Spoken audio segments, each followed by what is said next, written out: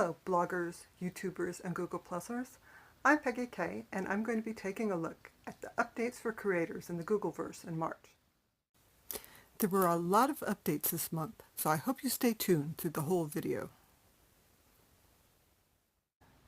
If you're interested in more details about the updates that I mentioned today, be sure and check out the links in the video description.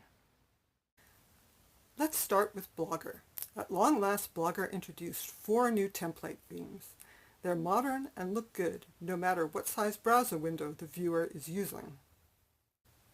If you've been thinking of giving your blog a new look, or if you've been trying to decide whether to use Blogger as your blogging platform, check it out. It's easy to switch, and they're pretty easy to customize. So that was an excellent, long-awaited update. The next story isn't quite so fun. Google has come under fire from businesses and organizations who have been advertising on the Google Display Network, and especially YouTube, for displaying their ads on extremist or sensitive content. And in the past few weeks, a number of major brands have pulled their advertising campaigns. In response to that, Google has apologized and has made a commitment to advertisers that they will do better. The immediate changes include taking a tougher stance on hateful, offensive, and derogatory content, tightening safeguards to make sure ads don't appear on YouTube channels that impersonate other channels or otherwise violate the community guidelines, changing the default settings for ads so they better exclude potentially objectionable content, and new controls to make it easier for brands to exclude higher risk content and fine-tune where they want their ads to appear.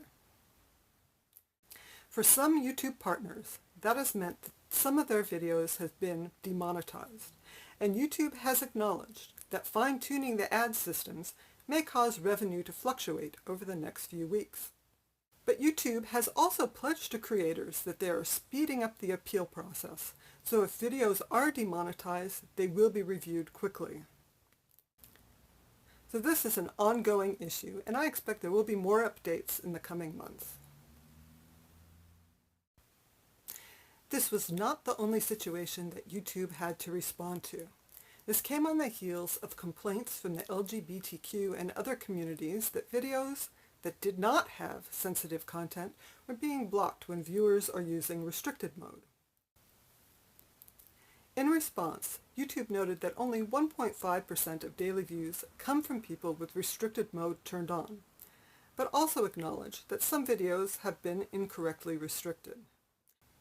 And YouTube has said explicitly that the bottom line is that this feature isn't working the way it should, and they're sorry, and they're going to fix it. So that is happening. But it hasn't been all controversy. There were a number of other YouTube updates for creators. YouTube introduced Community Contributions Metadata.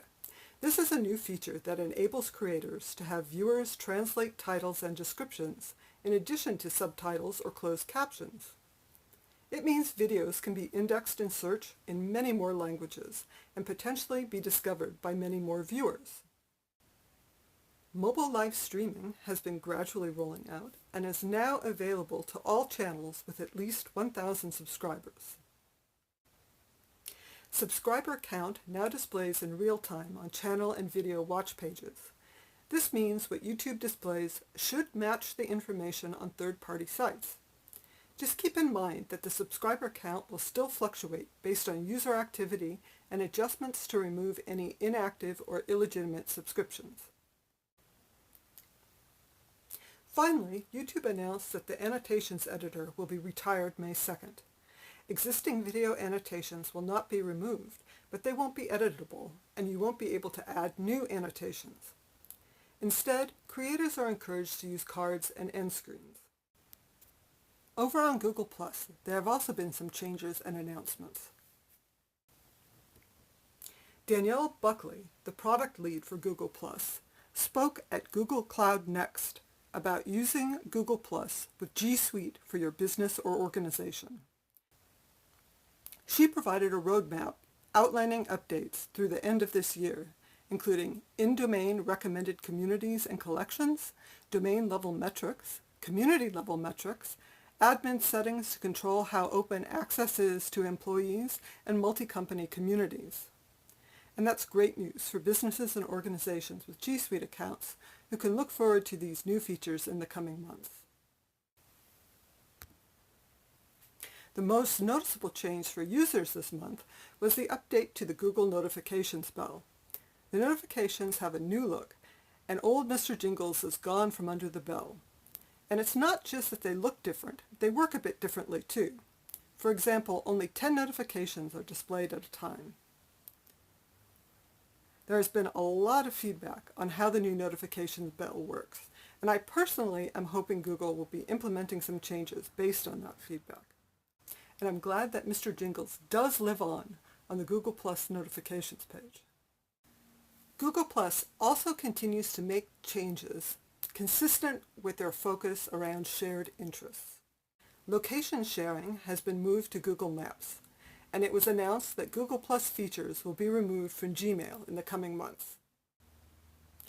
Also this month, the Google Plus Create program turned 1 year old. What's Create? I quote, "The Create program helps members grow their audience and their interests, recognizes their efforts and dedication while giving them the opportunity to help shape Google Plus by talking directly to the Google Plus team, getting updates before the public, and testing upcoming features." And Create is expanding. Google Plus announced that they are looking for help identifying even more quality collections and communities to feature.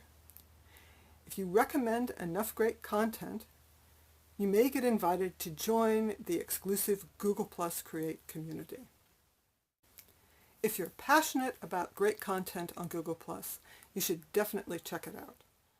So March was a really busy month for updates on Blogger, YouTube, and Google Plus. It will be interesting to see what April brings. If you found this interesting and you'd like to get more creator tips and updates, be sure to click my channel icon and subscribe.